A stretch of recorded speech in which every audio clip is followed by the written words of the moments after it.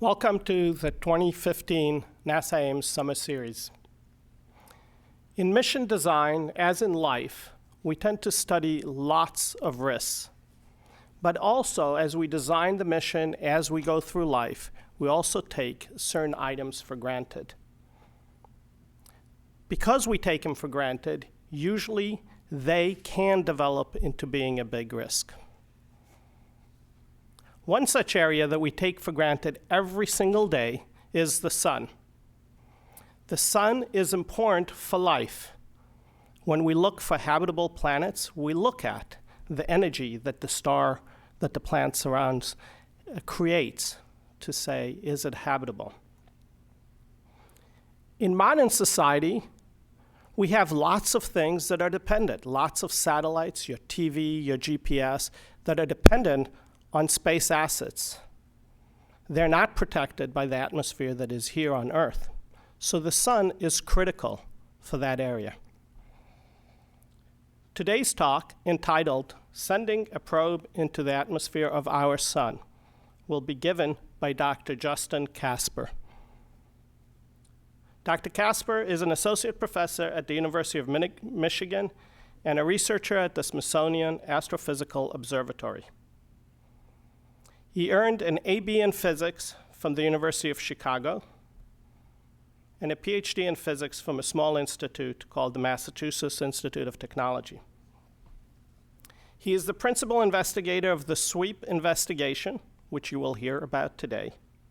He also received in 2010 the Presidential Early Career Award for Scientists and Engineers. And in 2011, he was awarded by Popular Science magazine as the Brilliant 10 to watch for. Please join me in welcoming Dr. Justin Kasper.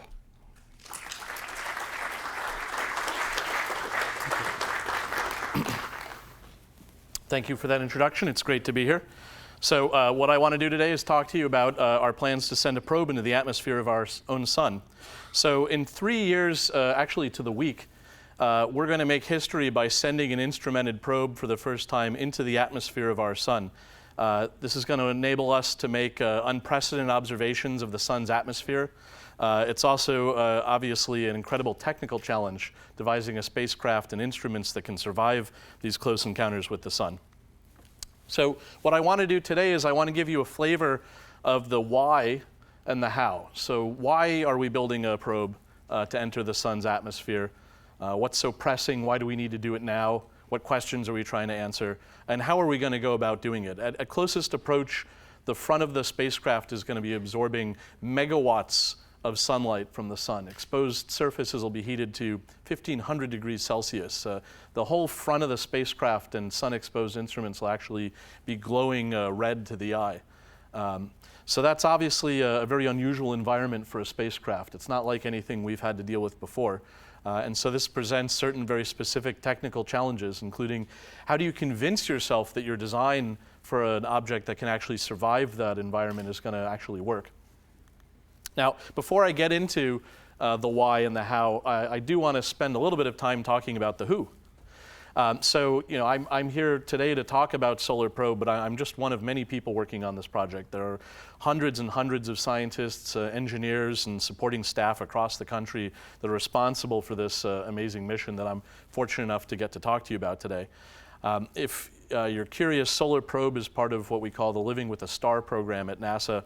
The mission itself is led by Johns Hopkins University's Applied Physics Lab, and the Living with a Star program is coordinated at Goddard Space Flight Center. But there are more than 40 institutions that are playing a role in the science, in the instrumentation, in the observing plans, and in the theory that we need for this mission. My part of the project is called the Solar Wind Electrons, Alphas, and Protons, or SWEEP investigation.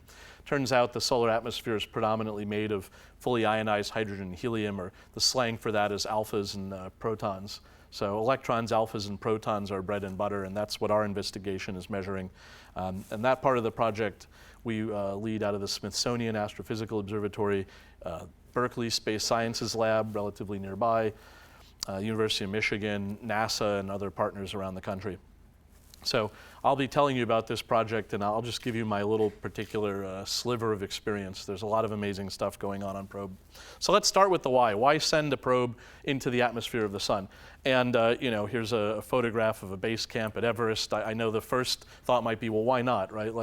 Isn't part of NASA's responsibility, isn't what we're interested in just to go new places, to do things that are hard? There are definitely a lot of very hard aspects to a solar probe mission. It's very exciting. I really enjoy getting to tell people about all the new technology we've had to develop just to do this mission. But that's not the only reason we're doing this. There's some very basic scientific motivations, some scientific puzzles that have actually been around for more than 500 years. They'll only really appreciate it in the last 100 years. And then with our new dependence on infrastructure and space, our sensitivity to space weather, unfortunately, these mysteries about the sun can now influence society on Earth. And so it's become very pressing that we launch this probe. So beyond just the thrill of exploration, we have some very basic scientific reasons. So let's start with the why. And here's a picture taken by the Solar Dynamics Observatory in visible light of the sun a couple years ago. And so here's the sun. It's yellow, kind of boring, right? Just this yellow sphere. It doesn't seem particularly dynamic or interesting, right? If you went out on any day, this is what you'd see, right? Now, why is the surface of the sun yellow?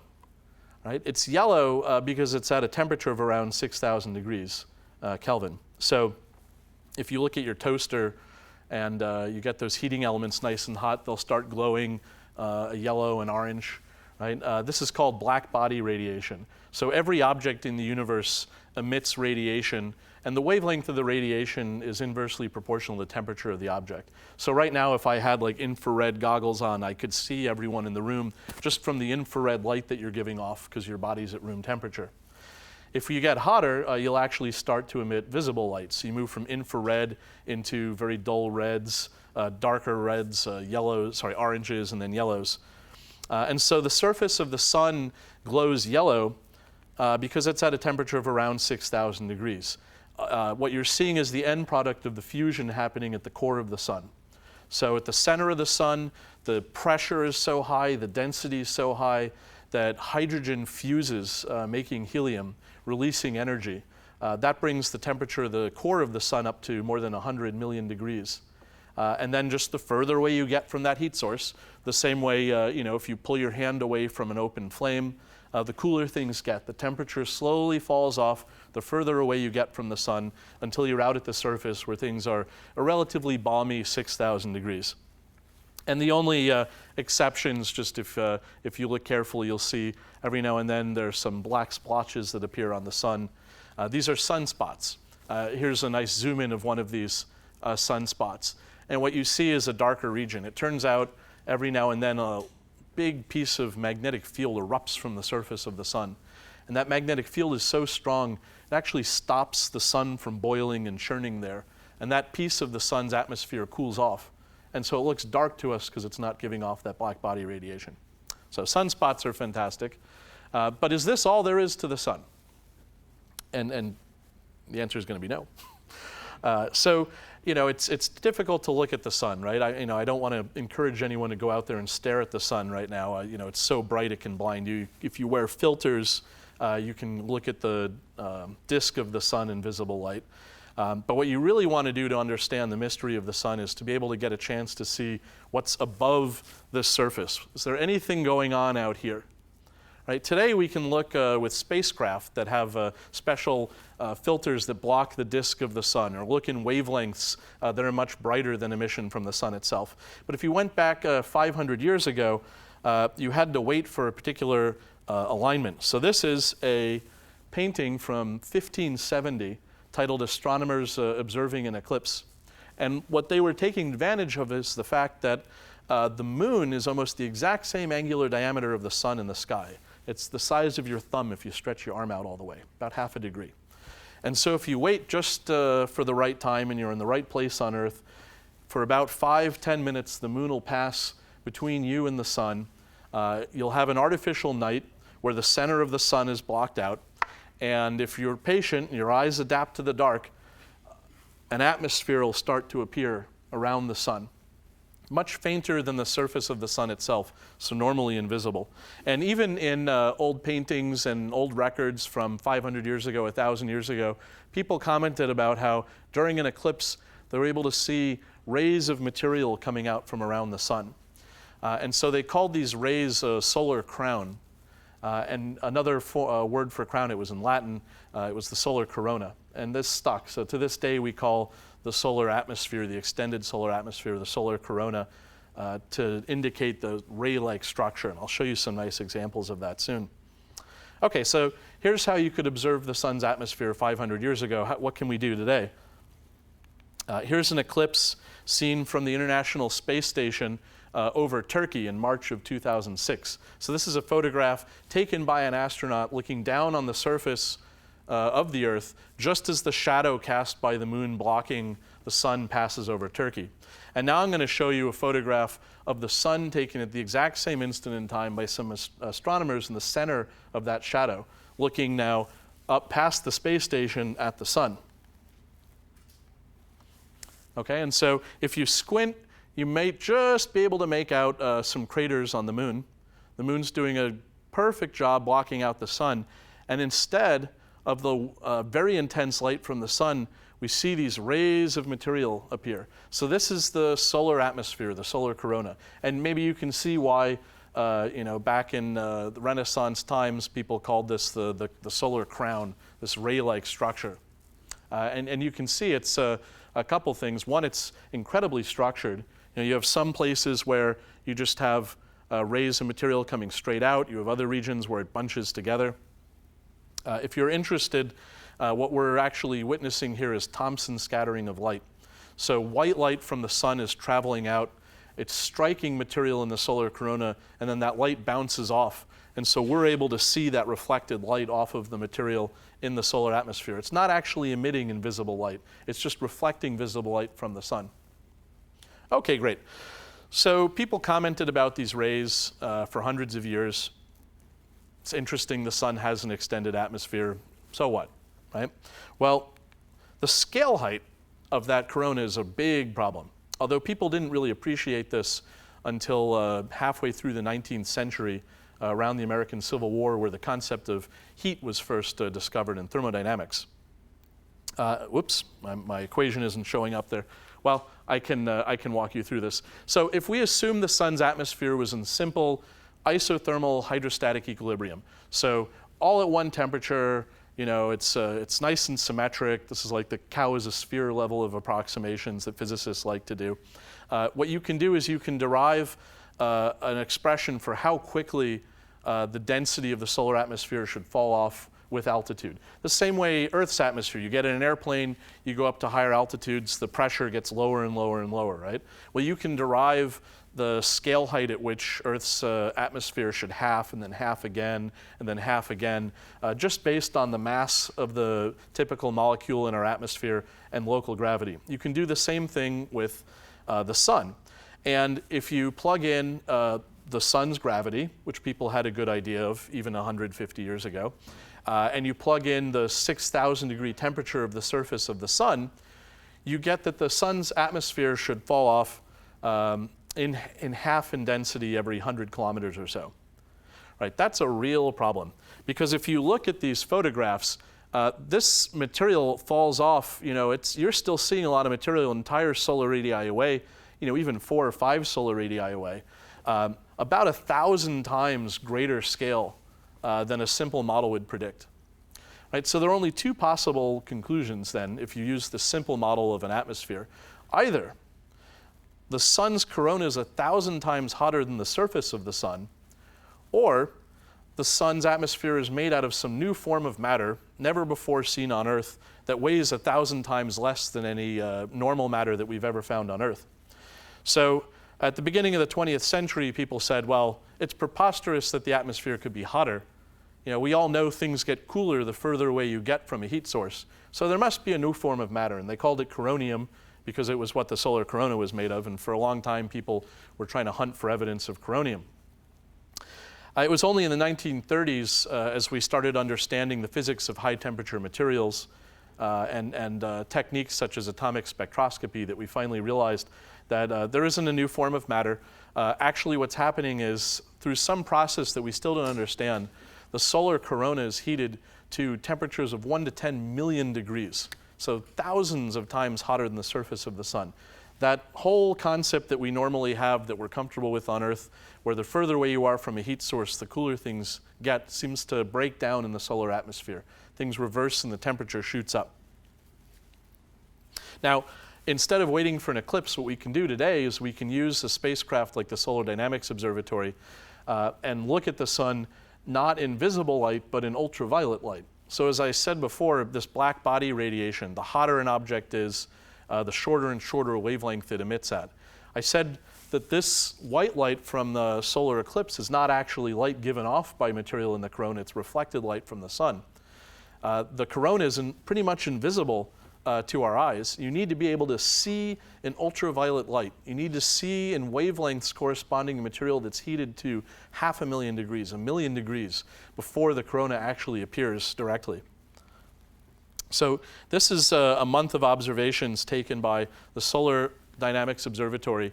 We're looking at a wavelength of light that's 171 angstroms.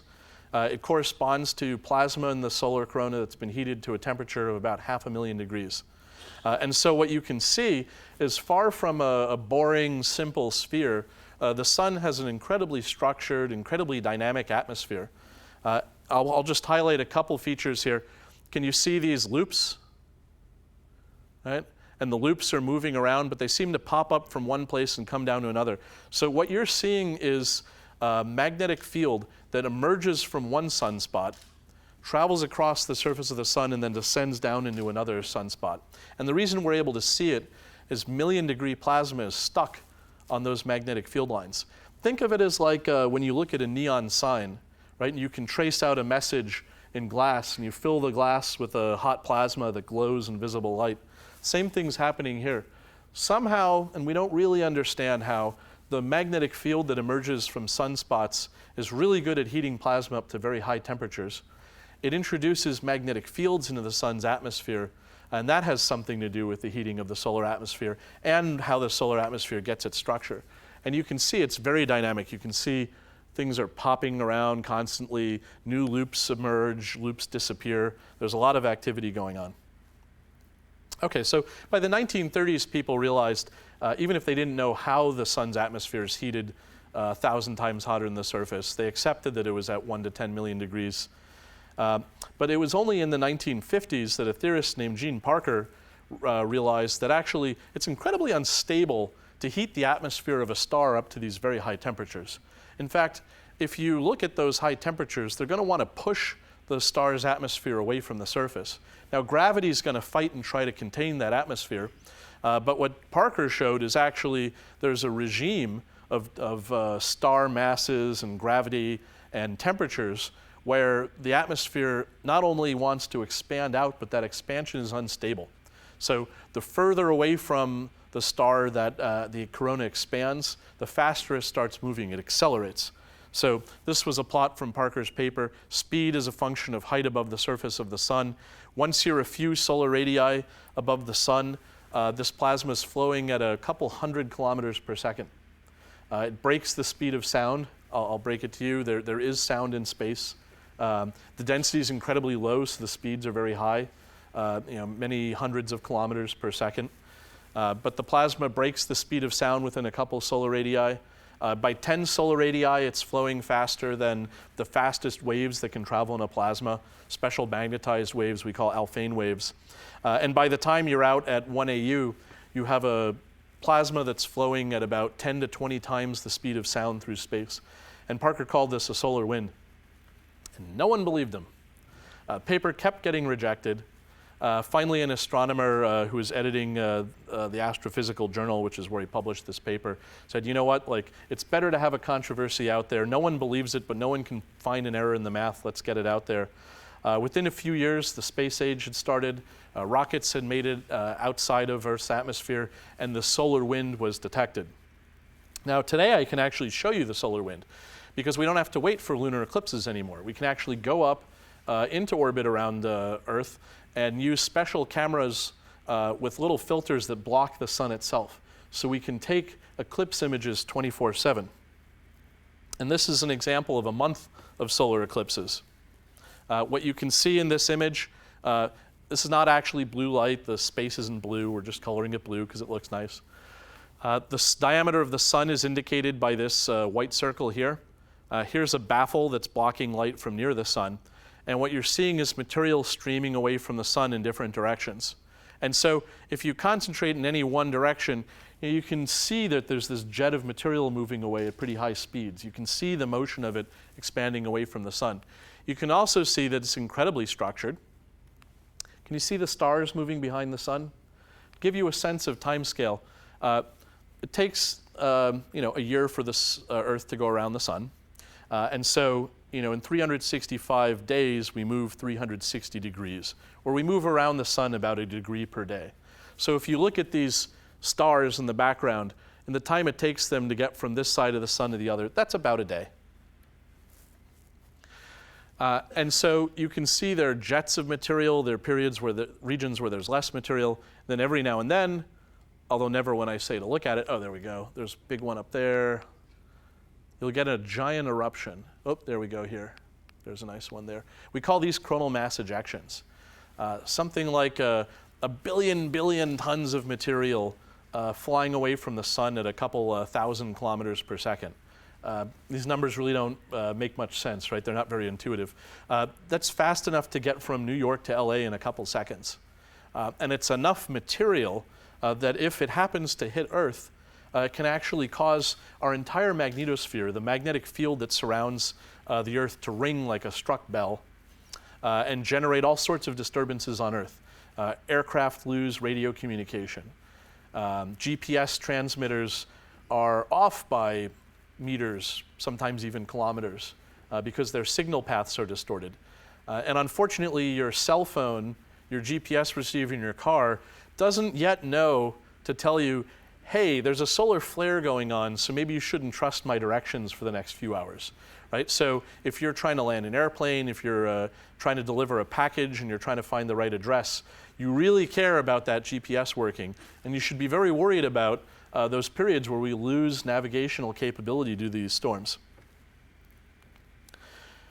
Now, I showed you those coronal mass ejections flying out. I just want to show you one more example looking close in of the beginning of a CME. Look right here.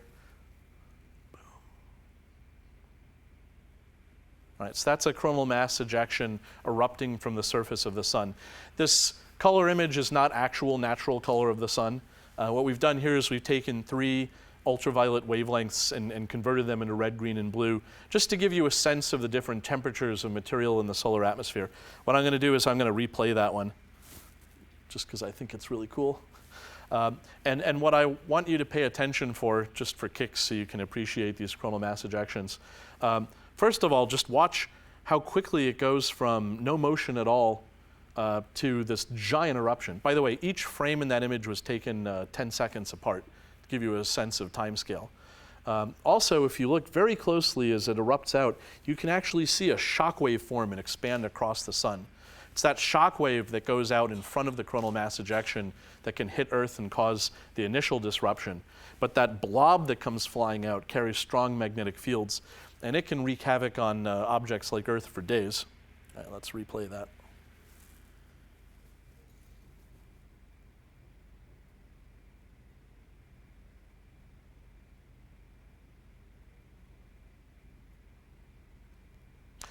We would love to be able to look at these images and say that an eruption like that is going to happen. Right? We don't know how to do that yet. Right? NOAA has a space weather prediction center. NASA's very hard at work, scientists around the country, at developing ways to look at measurements like this and be able to say, hey, in an hour there's going to be a big eruption. Even if we could say, 30 minutes beforehand there's going to be a big flare. We can't even say after one of these eruptions whether or not it's going to hit Earth, and if it does hit Earth, whether or not it's going to cause a problem. So there are a lot of gaps in our knowledge and our ability to predict these events. So that's the why. Let's talk about the objectives of Solar Probe to try to address all these mysteries I'm showing you, and then we'll talk about the how. So the overarching goal of Solar Probe is to determine the structure and dynamics of the sun's coronal magnetic field, understand how the solar corona and wind are heated and accelerated, and determine what mechanisms accelerate and transport energetic particles. It's a little long-winded, but it's distilled into 3 objectives. 1, we want to see how the energy is flowing from the sun into the corona and out into space. 2, we want to figure out how that incredible structure is created by magnetic fields. And 3, we want to figure out how those coronal mass ejections are accelerated to high speeds. And it's been 50 years plus since the beginning of space exploration. We have beautiful imagery from 1AU. We actually can sample the solar wind from spacecraft near Earth and elsewhere in the solar system, but we still have not been able to figure out what's heating the atmosphere, what's accelerating these particles. To do that, we need to send a probe into the sun's atmosphere and directly measure what's going on. How fast are the particles moving? How hot are they getting? Is it magnetic fields that's heating the particles? Is it mechanical waves coming from the surface of the sun? If we could just go there and measure these quantities, we could figure out what's actually driving all these phenomena. So the overall objective of Solar Probe is to get down within 10 solar radii of the surface of the sun. Just to put that in perspective, Earth orbits about 214 solar radii away from the sun. So we want to be just about 4% above the surface of the sun, deep in those eclipse images that I showed you earlier. I won't go into great detail here, but this is just a plot of what we think the typical speed of the solar wind is as a function of height above the surface of the sun. And then I'll just point out, this is height in solar radii, and it's in a logarithmic scale. This is speed in kilometers per second, also in a logarithmic scale.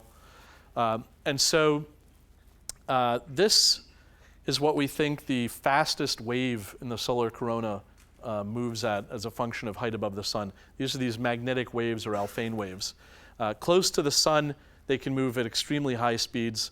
Turns out the further you get away from the sun, these waves speeds drop down. Somewhere above 10, maybe 20 solar radii, there are no longer any waves that can travel from the sun into that solar wind. We want to get below that point. We want to get into a region that's still interacting with the surface of the sun so we can tell what kind of waves are in the solar corona. So that intersection sets the target for Solar Probe. We want to get below 10 solar radii. Our goal is actually 9.86 solar radii. Just to put things in perspective, here's Earth. Here's how close we've gotten to the sun before. So we'll be going about 7 times closer than anyone ever has in the past. Our timeline, we had what's called our critical design review back in March of this year. Our schedule has us launching in July of 2018 on a Delta IV Heavy. Now this is interesting. We launch in July of 2018. We're actually going to have our first encounter with the sun, although it's all the way out at 34 solar radii. That'll still be closer than we've ever gotten before, in October of 2018, Halloween to be specific. And then we're going to slowly get closer to the sun, and we'll have our final close approach in 2024. So how do we get close to the surface of the sun? It turns out that Earth is moving way too fast around the sun for it to be easy to get close to the sun. We have too much angular momentum. So we're going to put Solar Probe, which is actually one of the smaller spacecraft we've ever made. It weighs around 600 kilograms. We're going to put it on the largest rocket currently available, a Delta IV Heavy. And that's going to get the spacecraft escaping from Earth as fast as we possibly can. That's still not fast enough.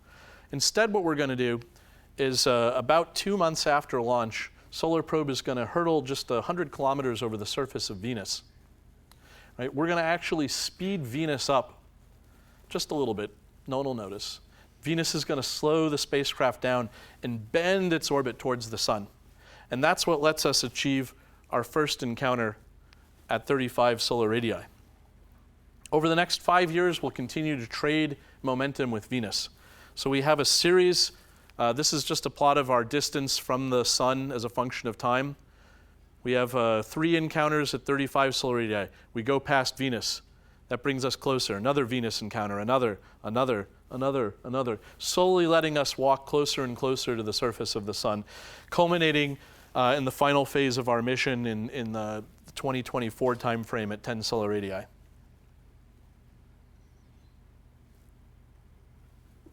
Oops.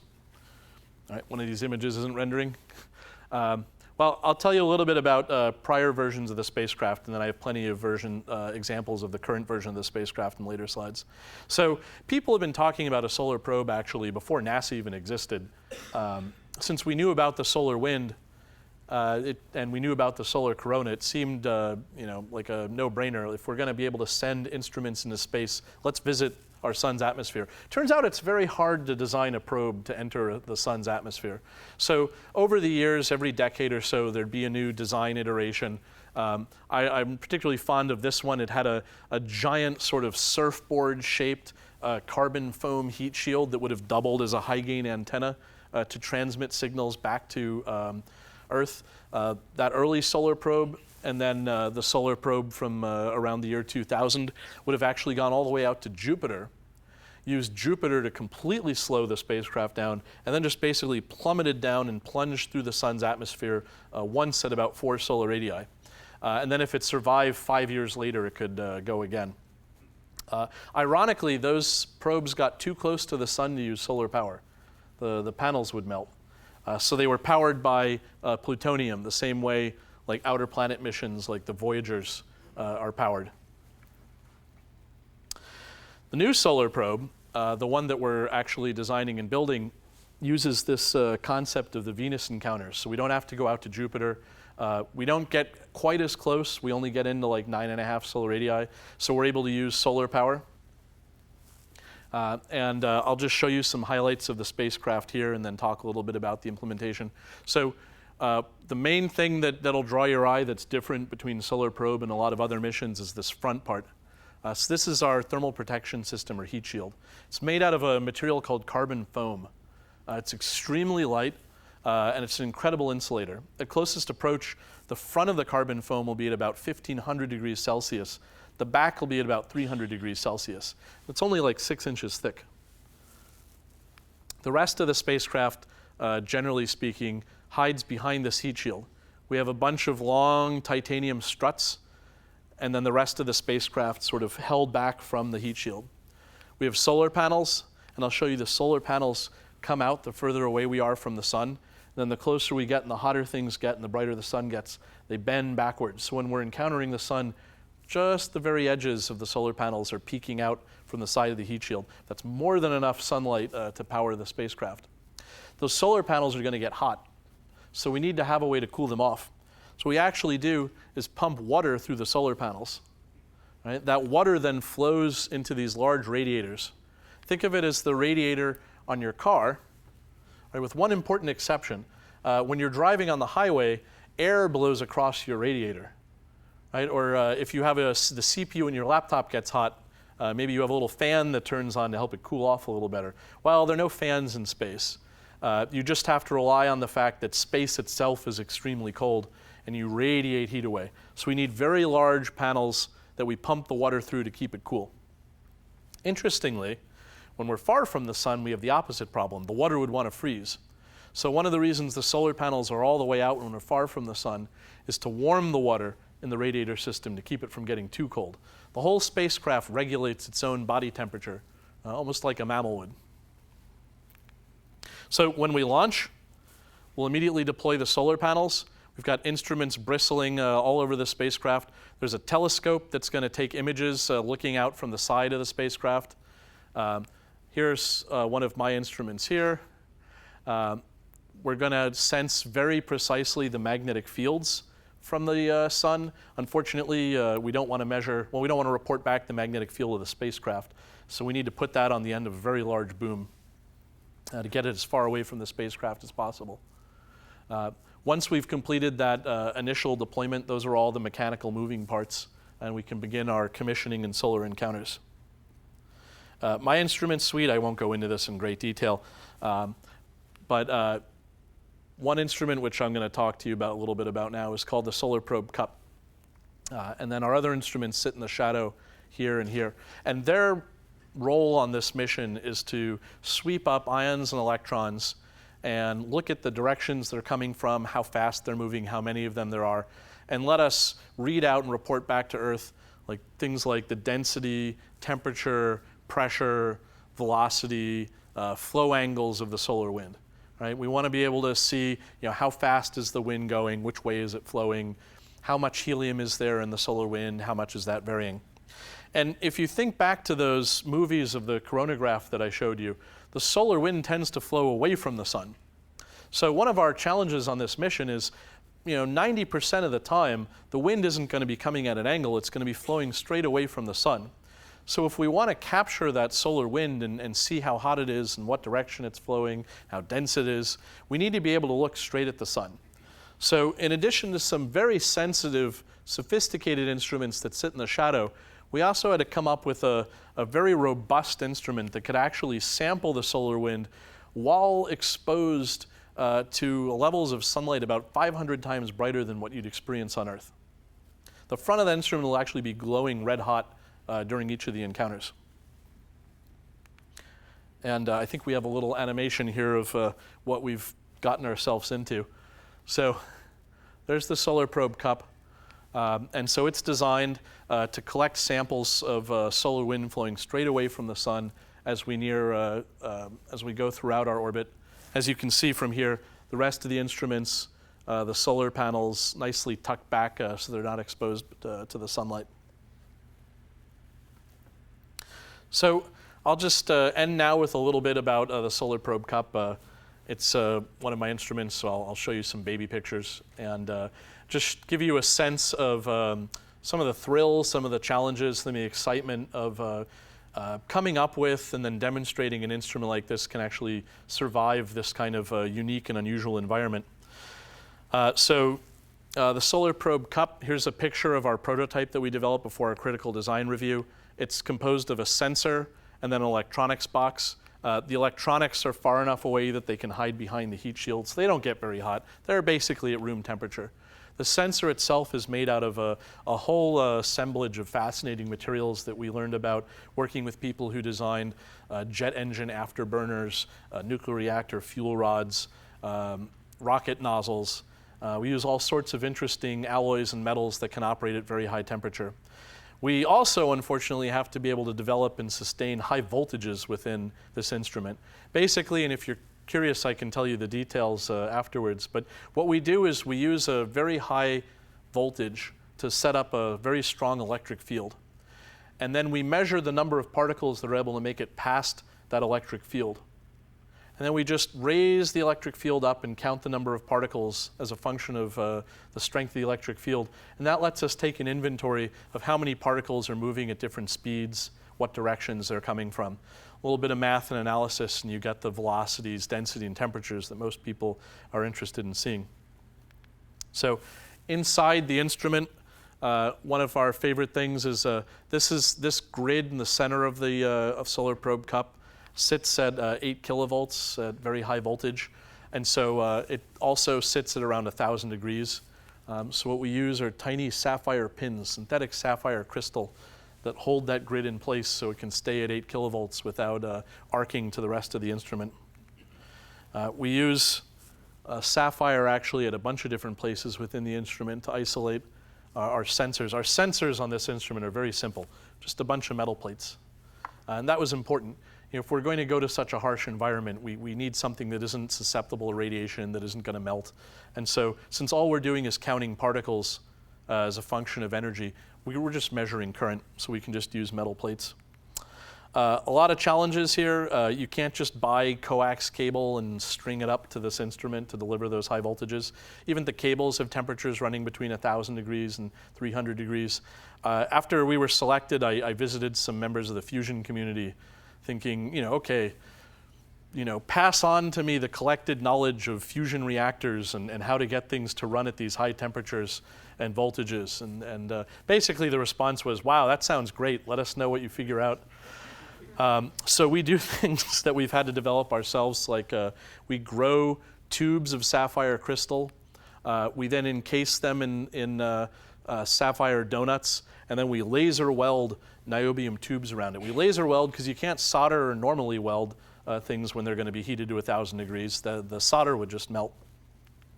I'll just close with a little bit about how we test these things. So you start out, you test things in a big fancy oven. That allows you to answer a lot of basic questions. Will this still be a resistor when it's that hot? Is it just going to melt? We had a few tests where we opened the oven and we had a sad melted pile of instrument prototype. But to do realistic testing, we need to illuminate this instrument with the actual levels of sunlight we're going to see at different distances from the sun, up to nearly 500 times the brightness at 1 AU, or Earth's orbit. So one of the ways we did this testing was we went to the largest solar furnace in the world.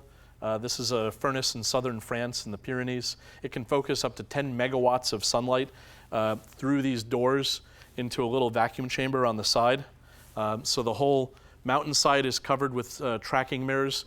This isn't like a fisheye lens effect. The whole 7-story side of the building is shaped like a big parabolic focusing lens. So that lets us do our first demonstrations that we could come up with the materials that could survive. But as my colleague, Jay Bookbinder, pointed out, the problem with this solar furnace is the sun sets at night. And so how are we going to test for a multi-day encounter with the sun if you have to turn things on and off every day? And also, what do you do if there's a cloud that passes overhead? So over some cocktail napkins at, I think, Frankfurt Airport, we came up with this idea of buying used 70-millimeter IMAX film projectors from movie theaters. They use short arc xenon bulbs that have the same brightness temperature of the sun. The xenon is heated to about 6,000 degrees Kelvin. Instead of letting the light diverge out like you're projecting onto a movie screen, what we do is we have water-cooled lenses that convert that light into parallel beams. One projector isn't bright enough, but by using 4 projectors and then using some water-cooled optics, we're able to combine the light, send it through this water-cooled window in this vacuum chamber, and irradiate our poor and unsuspecting instrument.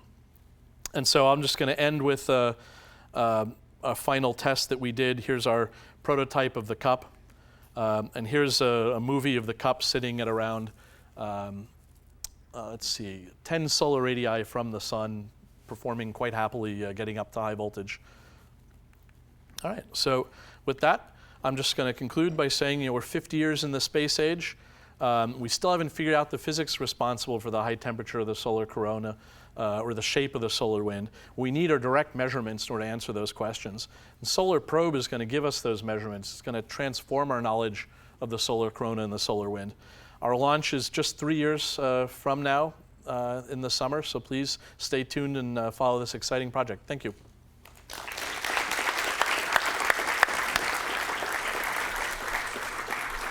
Thank you, Justin, for a great talk. We have time for a few questions. If you have a question, please raise your hand and we will have a microphone to you. Great. What are the current best theories as to where the heating comes from in the corona? What are the current best? Oh, there's a microphone. I won't repeat. So there are a lot of theories. They tend to fall within 2 camps. Camp 1 is that you have some kind of wave that's generated near the surface of the sun. And the entire surface of the sun churns in and out on the kind of a 5-minute time scale. It's like a boiling pot of water. So there's a lot of mechanical energy that's being introduced there. It's possible that some of that mechanical energy is able to travel up before those waves like damp and break. And maybe they can make it a few solar radii up away from the sun before they dissipate and then locally heat the plasma up to high temperature. The other camp is you saw how there was really hot plasma of the sunspots. And I said, well, you can't see magnetic field lines, but they're holding that hot plasma in place. So the other idea is maybe magnetic field in the solar corona is hitting other magnetic field, explosively canceling out, billions of times a second distributed all over the place, and that's heating the atmosphere. I think it's going to be both. We need to just figure out the relative proportion and relative importance of both. And it could be that the relative importance of big mechanical waves and magnetic fields changes depending on what type of solar wind you're in. But that's why we have to make these measurements. What is the magnetic field doing? Are there any waves? Are the waves getting any stronger? When the waves go away, is the plasma hotter or cooler? Those are the basic questions that we'll answer to figure that out. Hi, thank you. Fascinating talk. I had a question about the high energy environment around the sun and the associated small wavelengths associated with that energy. So in that type of environment, EMI could become a big concern, electromagnetic interference. So my question is, how do you deal with EMI issues, and also how do you navigate when you're operating in such a crazy environment? Yeah. Oh, great questions. So I'll answer that in two parts. One, electromagnetic interference. So the electromagnetic fields from the sun itself are not strong enough to perturb like the orientation of the spacecraft. But the electric field and magnetic field instruments on the spacecraft are extremely sensitive. Right now, they don't have to be necessarily quite as sensitive as instruments, near Earth, because everything's stronger closer to the sun. But we have to be incredibly careful not to generate our own noise that can sort of blind the electric field and the magnetic field instruments. So we're constantly doing things with our prototypes called like sniff tests, where someone will come with a very sensitive meter, and go around our instrument and look for any emission. And we're very careful that everything is synchronized on the spacecraft. We share one clock, and all the decisions by all the instruments are made on that clock, so we don't, have signals at very different frequencies. In terms of navigation, there are a lot of challenges to this mission. The photon pressure is so strong that close to the sun that left to its own devices, light would flip the spacecraft around in under 30 seconds at closest approach. So we have a momentum wheel that's constantly speeding up to keep us pointed at the sun. We have star trackers to look at constellations to make sure we're pointing in the right direction. There's always the risk that one of those coronal mass ejections that I think is great is going to happen when we're at closest approach. And in the worst case, it could blind the star trackers for a couple days. So we have an inertial gyroscope system as a backup. There are 3 flight computers that are constantly fighting each other over who's right. And the idea is the system's designed, hopefully, to be redundant enough that if we are blinded by a solar flare, we'll realize that, we'll ignore the star trackers, we'll switch to the inertial guidance and hopefully pop out the other side of the sun in one piece. It's a big challenge. And anticipating the problems is a challenge. Very nice talk, Justin. Thank you. What you see in the solar wind is going to depend upon what you're flying over on the surface of the sun. Do these closest approaches happen at a time when you can actually observe the surface of the sun? Yes, so one of our requirements is that a certain number of the encounters, and in particular the closest encounters, all occur during times where the region of the sun we're flying over is visible from Earth. So maybe we'll have spacecraft operating at other locations than just Earth's orbit around the sun, but we don't want to make that assumption. So we feel like the most likely place we'll have a lot of good solar observatories in 5 to 10 years is going to be Earth. Yeah. So the dynamics of the orbit is very challenging. Hi, thanks for the talk. My question was regarding the image and animation you showed of the, it was a false color sun, and it showed the coronal mass ejection.